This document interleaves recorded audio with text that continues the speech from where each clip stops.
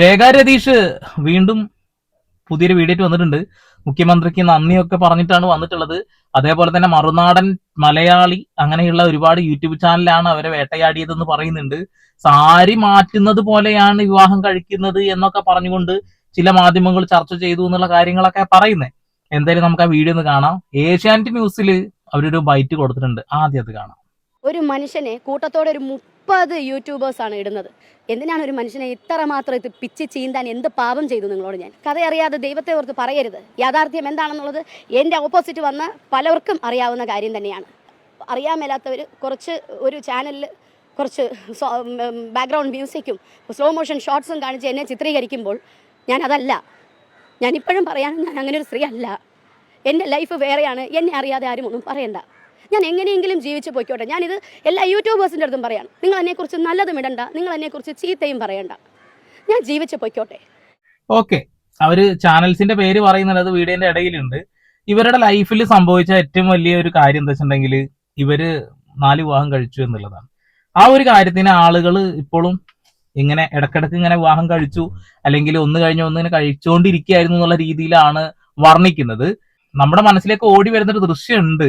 അതായത് ഒരു സ്ത്രീയുടെ ഭർത്താവിനെ തട്ടിയെടുത്തു എന്ന് പറയുന്ന ഒരു കാര്യം കഥയില്ലത് ജീവിതം എന്ന പ്രോഗ്രാമില്. സത്യത്തിൽ അതിന്റെ മുന്നേ എന്ത് സംഭവിച്ചു എന്നുള്ളതിന്റെ ഒരു ചെറിയ കാര്യം പറയാം. ഇവർ ആദ്യം വിവാഹം കഴിക്കുന്നത് യൂസഫ് എന്ന് പറയുന്ന ഒരു വ്യക്തിയാണ്. 2000-ലാണ് വിവാഹം കഴിക്കുന്നത്. 2000 ഏപ്രിലിലായിരുന്നു രേഖയുടെ ആദ്യ വിവാഹം. യൂസഫ് എന്നയാളെയാണ് അവർ വിവാഹം കഴിച്ചത്. എന്നാൽ ആ ബന്ധത്തിന് വെറും 8 മാസത്തെ ആയുസ് മാത്രമേ ഉണ്ടായിരുന്നുള്ളൂ. ആ വർഷം ഡിസംബറിൽ തന്നെ അവർ വേർപിരിഞ്ഞു. ഒന്നാമത്തെ വിവാഹം 2000-ൽ. രണ്ടാമത്തെ വിവാഹം നടക്കുന്നത് നിർമ്മൽ പ്രകാശ് എന്ന് പറയുന്ന വ്യക്തിയാണ്. 2001-ലാണ്. സീരിയൽ താരമായിരുന്നു അദ്ദേഹം. വിവാഹം കഴിച്ച് 9 വർഷത്തോളം നീണ്ടു നിന്ന ഒരു ബന്ധമായിരുന്നു.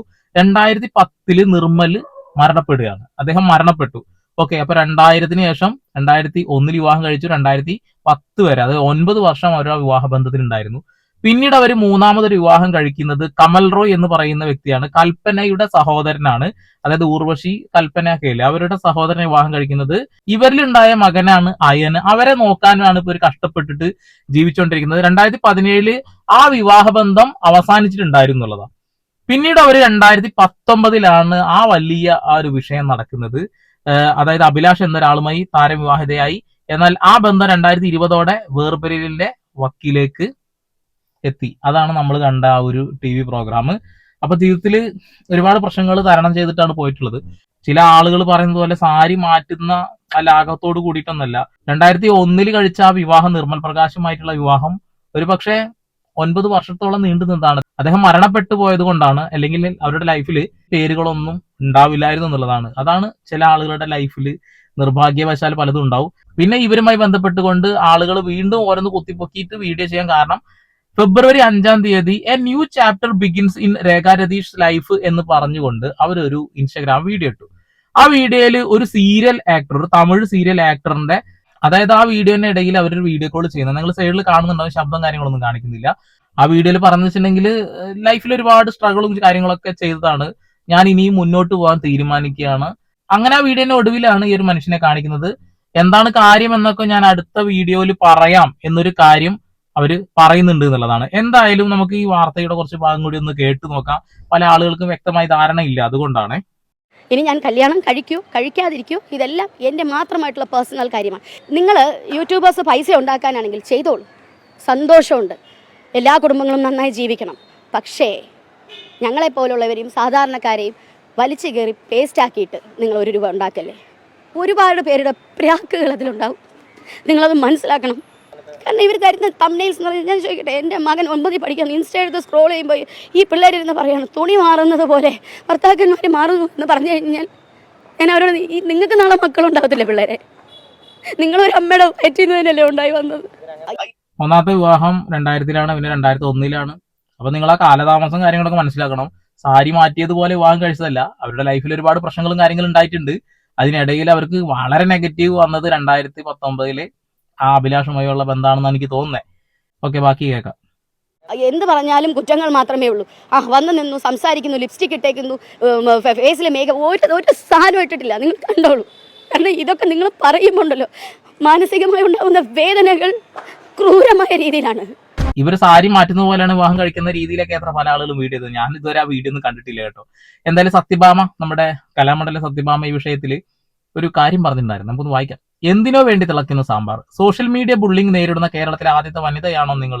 5 കല്യാണം സാരി മാറുന്ന പോലെ നടത്തിയാൽ പിള്ളേര് വെറുതെ ഇരിക്കുമോ? എപ്പോ കേറ്റി വിട്ടു എന്ന് ചോദിച്ചാ പോരെ റോക്കറ്റില്. നിങ്ങൾ ഒരു പബ്ലിക് ഫിഗർ ആയതുകൊണ്ടാണ് ഇത്രയും ടെൻഷൻ. കുറച്ചു നാൾ സോഷ്യൽ മീഡിയ ഉപയോഗിക്കാതെ ഹാപ്പി ആയി ഇരിക്കൂ, എല്ലാം റെഡി ആകും. ഓക്കെ, ഇത് സപ്പോർട്ടാണോ ഇനി ഊക്കാണോ എന്നൊക്കെ കണ്ടിട്ടൊന്നും മനസ്സിലാവണില്ല. ഇത് കഴിഞ്ഞ ഒരു ഇൻസ്റ്റഗ്രാമില് വീണ്ടും ഒരു വീഡിയോ ഇട്ടു. ആ വീഡിയോയിൽ ഒരുപാട് ആളുകളുടെ പേര് പറയുന്നുണ്ട്, കാണാം. എല്ലാവർക്കും നമസ്കാരം. എന്നെ സപ്പോർട്ട് ചെയ്ത എല്ലാ മനുഷ്യർക്കും 1000 നന്ദി ഞാൻ രേഖപ്പെടുത്തുന്നു. ഇത്രയും പേര് എനിക്ക് വേണ്ടി ഉണ്ടാവുമെന്ന് ഞാൻ പ്രതീക്ഷിച്ചല്ല. ഒരുപാട് സന്തോഷം തോന്നി. Thank you so much. ബഹുമാനപ്പെട്ട CM ശ്രീ പിണറായി വിജയൻ സാറിനും പ്രദീപ് സാറിനും ശശി സാറിനും പ്രത്യേകം നന്ദി അറിയിക്കുന്നു. ഒപ്പം ഇന്നലെ 3 മണിക്ക് ഞാൻ CM ഓഫീസിൽ ചെന്നു. എൻ്റെ പരാതികൾ ഞാൻ അവിടെ രേഖപ്പെടുത്തിയിട്ടുണ്ട്. ഒരു സാധാരണക്കാരി എന്ന നിലയിൽ പ്രദീപ് സാറും ശശി സാറും എനിക്ക് തന്ന സപ്പോർട്ടും ധൈര്യവും പറഞ്ഞറിയിക്കാൻ പറ്റുന്നതല്ല. Thank you so much sir. Okay, അവരുടെ പരാതി നേരിട്ടിട്ട് പിണറായി വിജയന്റെ ഓഫീസിൽ, മുഖ്യമന്ത്രിയുടെ ഓഫീസിൽ എത്തിക്കാൻ കഴിഞ്ഞു. സെലിബ്രിറ്റീസിനൊക്കെ ഈ കാര്യത്തിൽ വളരെ എളുപ്പമുണ്ട് കേട്ടോ. സാധാരണക്കാർക്കാണ് മുഖ്യമന്ത്രിയുടെ അടുത്തെത്താനൊക്കെ വലിയ ബുദ്ധിമുട്ട്. അതുപോലെ തന്നെ പ്രിയപ്പെട്ട യൂട്യൂബേഴ്സ്, ഞാൻ എല്ലാ യൂട്യൂബേഴ്സ് എന്ന് പറഞ്ഞിട്ടില്ല, ഒരു കൂട്ടം യൂട്യൂബേഴ്സ് എന്നാണ് ഞാൻ പറഞ്ഞിരിക്കുന്നത്. മേ ബി അപ്പോഴത്തെ മാനസികാവസ്ഥ എന്നെ ചിലപ്പോൾ അങ്ങനെ ആയിരിക്കാൻ പറയിപ്പിച്ചത്. അതാരെങ്കിലും നോവിച്ചിട്ടുണ്ടെങ്കിൽ ഞാൻ മാപ്പ് ചോദിക്കുന്നു, ക്ഷമ ചോദിക്കുന്നു. ആ വീഡിയോന്റെ ഇടയിൽ അങ്ങനെ എല്ലാ യൂട്യൂബർമാരും എന്ന രീതിയിലാണ് പറഞ്ഞിട്ടുള്ളത്.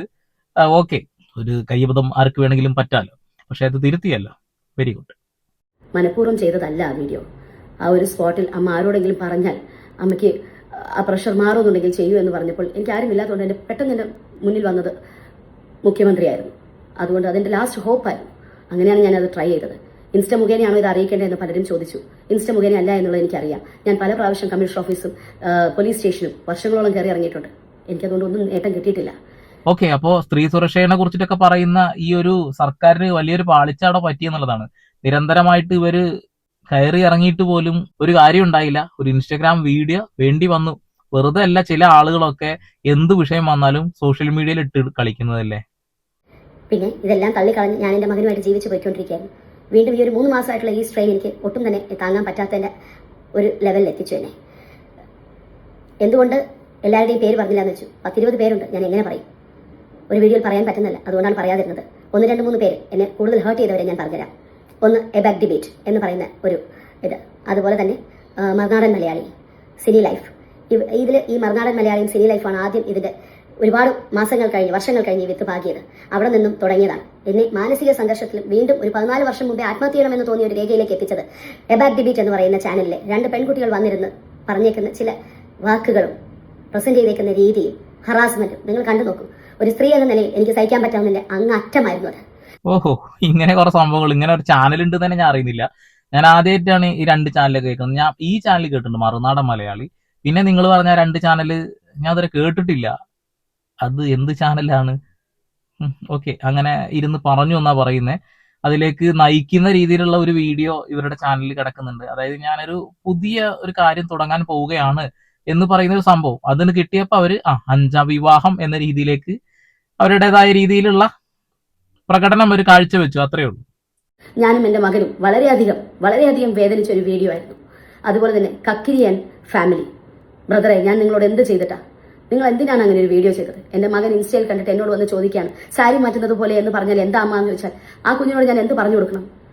ബ്രദറെ, നിങ്ങൾക്ക് പറ്റുമെങ്കിൽ എൻ്റെ മകനോട് നിങ്ങളൊന്ന് പറഞ്ഞു കൊടുക്കും പ്ലീസ്. സാരി മാറുന്നത് പോലെയാണ് വിവാഹം കഴിക്കുന്നത്. ഇതിനെക്കുറിച്ച് ഞാൻ പറഞ്ഞു. അവരുടെ വിവാഹ സമയം, ഏതൊക്കെ കാലഘട്ടത്തിലാണ് വിവാഹം കഴിച്ചത്, എന്താണ് സാഹചര്യം എന്ന് പോലും ഗൂഗിൾ സെർച്ച് ചെയ്താൽ പോലും കിട്ടുന്നുണ്ട്. ആ രീതിയിൽ എല്ലാം പബ്ലിക്കിന്റെ മുന്നിൽ കിടക്കുന്നുണ്ട് എന്നുള്ളതാണ്. ഇവർക്ക് നെഗറ്റീവ് കഥയല്ല ഇത് ജീവിതം. ആ ഒരൊറ്റ സാധനം വെച്ചിട്ടാണ് എല്ലാവരും അവരെ അളന്നുകൊണ്ടിരിക്കുന്നത്. ദൈവത്തെ ഓർത്ത് നിങ്ങൾ ഒരു നന്മയും ഞങ്ങൾക്ക് ചെയ്യണ്ട. പക്ഷെ പ്ലീസ് ഞങ്ങളെ ജീവിക്കാൻ അനുവദിക്കും. ഞാനും എൻ്റെ മകനും ഈ കൊച്ചു കേരളത്തിൽ ജീവിച്ചു പോയിക്കോട്ടെ. ദൈവത്തെ ഓർത്ത് ഉപദ്രവിക്കാൻ വരരുത് പ്ലീസ്. എന്നെ സപ്പോർട്ട് ചെയ്ത് എല്ലാവർക്കും എന്നാൽ കഴിയുന്ന രീതിയിൽ ഞാൻ മെസ്സേജുകളും കോൾസും തിരിച്ച് ചെയ്തിട്ടുണ്ട്. എൻ്റെ സഹപ്രവർത്തകർ, എന്നെ വിളിച്ചവർ എല്ലാവർക്കും ഞാൻ 1000 നന്ദികൾ പറയുന്നു.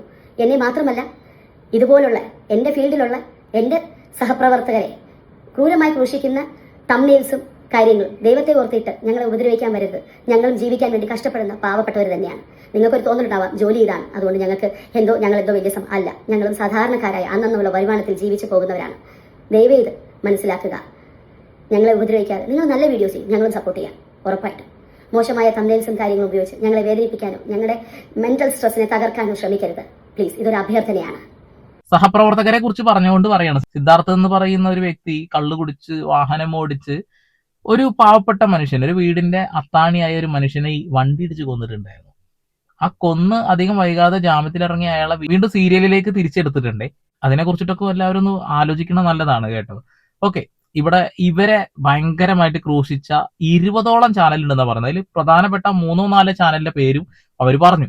മുന്നേ തന്നെ ആ 3 ചാനലിന്റെ പേര് പറഞ്ഞിരുന്നെങ്കിൽ പോലും സോഷ്യൽ മീഡിയയിൽ ഇത് ഇത്ര കത്തില്ലായിരുന്നു എന്നുള്ളതാണ്.